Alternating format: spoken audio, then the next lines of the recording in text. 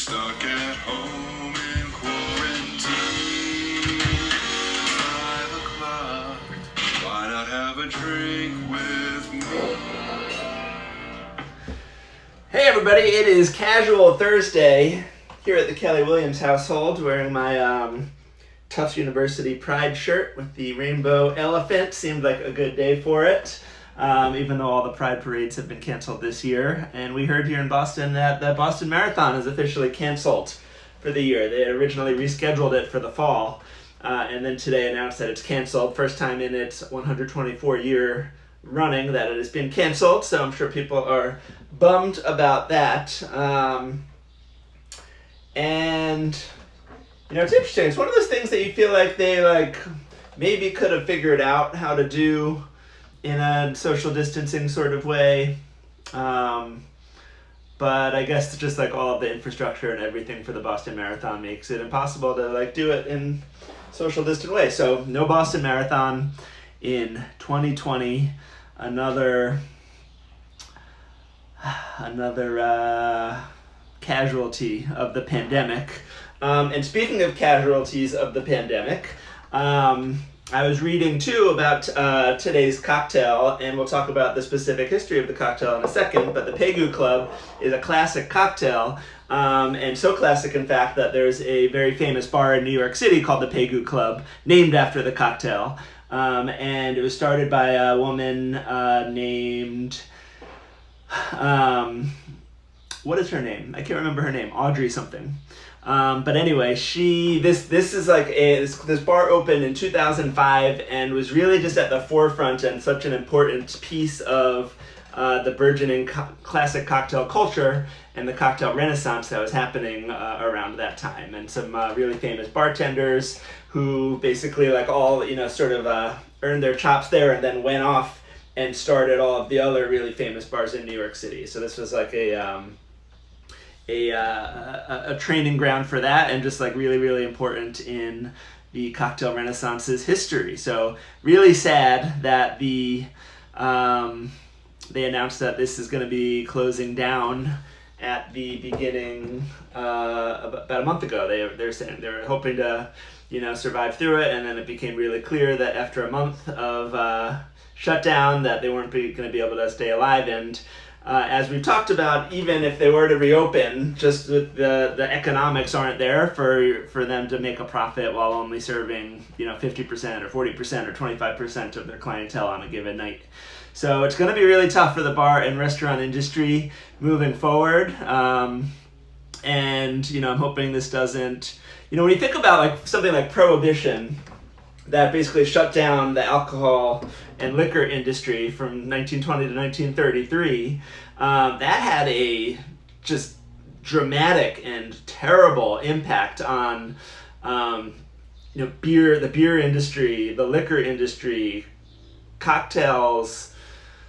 There used to be in this country, a brewery on every corner, and it took us 80 years to really come back from that, I feel like, to our current state and our current heyday, where we're so lucky to have so many great breweries, such great, bar and cocktail culture in life, that I'm hoping that the pandemic doesn't have a similar setback to it. So sad to think about. But anyway, let's talk about the Pegu Club. So my great friend Jess Howland, who I think is in the chat today. Hi, Jess. Sent around a fun article this morning on a group chat that we have from Atlas Obscura, which I don't know if you guys are familiar with that website, but basically it was here's 11 cocktails from around the world that you might be able to make with the ingredients that you have. And there's some some cool stuff, some that I've made, some that piqued my interest definitely. And this one in particular, Jess cited as saying that one seems pretty good. And I'm like, oh, we can make that. So let's do it. So this is called the Pegu Club. And it's really a story of British colonialism, as so many things are, where, when the British Empire, the sun never set on the British Empire, and they colonialized all over the world, and they have all these outposts all over the world. And at these different outposts all over the world, they would have these social clubs and bars. And this one in particular, called the Pegu Club, was in Myanmar. formerly known as Burma, in the city of what the Brits knew as Rangoon. I think now it's called Yangon. I'm not sure about the pronunciation, should have done more research on that. But anyway, this particular outpost in Myanmar called the Pegu Club had their house cocktail. And then the other thing about the British Empire is that when something took off, it was very easy for them it went all over because they're traveling all over the whole world. So this became a really famous worldwide cocktail, really. And so much of cocktail culture started in the United States and America in the 1800s into the 1900s. It's cool to hear stories about different cocktails popping up in other parts of the world. So even though it's the Brits and a gin drink, we still need to give some credit to Myanmar and their thanks for coming up with this cocktail. And so let's make it. It's a pretty simple cocktail, pretty simple recipe, kind of just like a gin sour type of deal. So we're gonna do 2 ounces of Plymouth gin. Figured this being a British cocktail, the British Navy loves their Plymouth gin. And so we'll use 2 ounces of that in our drink. And then we're gonna use 3/4 of an ounce each of lime juice. I just juiced some limes. And dried curacao, which is a delicious orange liqueur that's going to give us the sweetness that we need. This is really, we're not putting any simple syrup or anything in here, so all of the sweetness is coming from this dry curacao. Ooh, that was noisy. And then we're going to use a dash each of Angostura bitters and orange bitters, which are going to complement that dry curacao very nicely. And that's it. Tidy up my workspace. I'm going to grab my ice, and then we're going to shake and strain into that very beautiful coupe. All right, got my ice.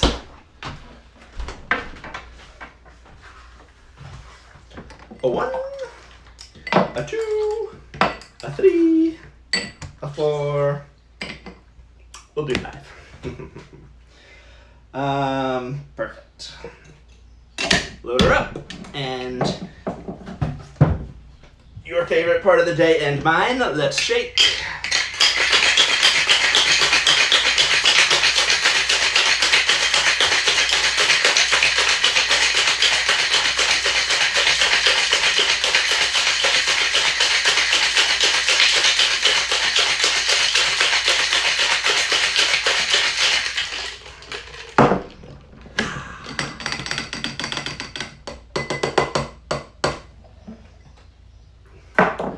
Dry curacao.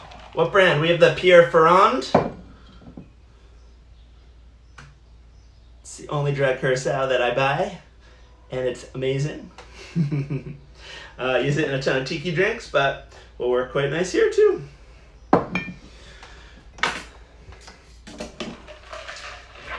And let's strain.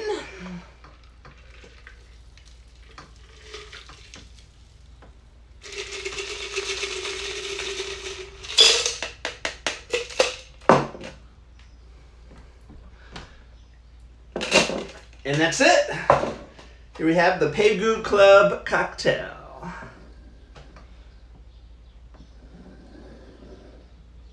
Let's give it a try. Cheers.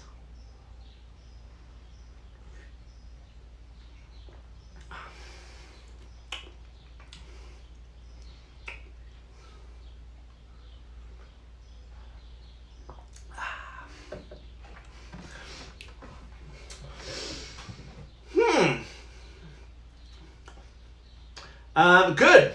It's good. I like it. I'm gonna drink it. Nice and cold. It's a ginny drink. It's very gin forward.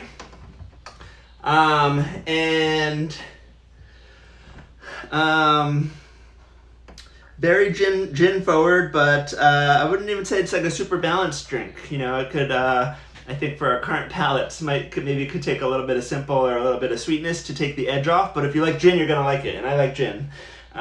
So it's tasty. Definitely has the tartness from the limes. and overall quite nice. Jess says strain? Question mark, exclamation point, question mark? A lot of questions from Jess. I love the questions, keep them coming. Don't understand your question though. I need the edge. You get the edge from the gin. So this is good. You know, this is a tasty cocktail, good cocktail to have in your back pocket when you're looking for something with gin. And you know, if a gimlet is going to be a little too sweet for you, or if you're looking for something like a daiquiri but want gin and not rum, you know, when you have these classic ingredients, you'll be all set. Dave was questioning the need to strain. You want to like do a free pour with ice in it? A messy, icy drink? No. This is a refined cocktail from the British upper class in Burma in the 1910s and 1920s. And is his question about the strain period or the double strain?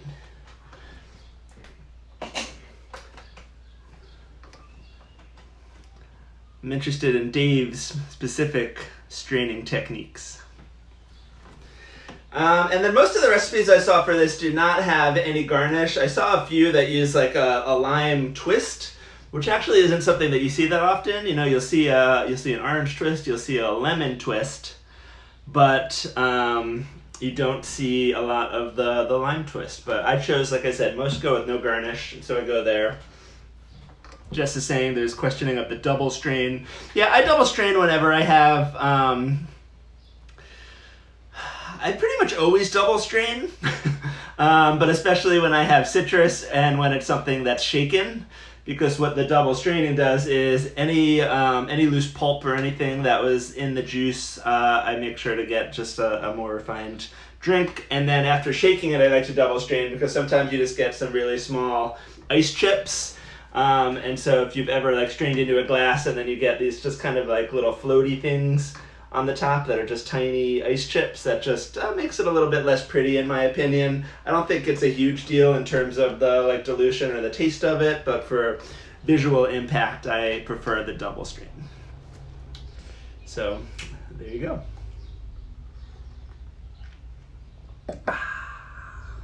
It's 5 o'clock. Why not have a drink with me? All right, we got one more day till Friday, people. Go get them. Have a great night, and we will see you back here tomorrow. Other quick programming note. Don't forget that Negroni Week starts on Monday. So if you do not have a good stock of Campari, of sweet vermouth, or of gin, make sure that you stock up and that you are prepared for Negroni Week next week. We're going to be kicking things off pre-Negroni Week on Sunday night with the classic Americano, which is the precursor to the Negroni. So I thought we would, leave May on May 31st with a nice Americano, and then the first week of June is Negroni Week, and so we will progress and evolve from the Americano on Sunday to the 1st of June Negroni on Monday. Excited about that. We're going to be making a tiki twist on a Negroni on Corn Tiki Tuesday. We'll make some Negroni Spagliatos on Wednesday, so have some Prosecco handy for that. And then we'll take it from there with our Negroni Week menu. Take care and have a fantastic evening.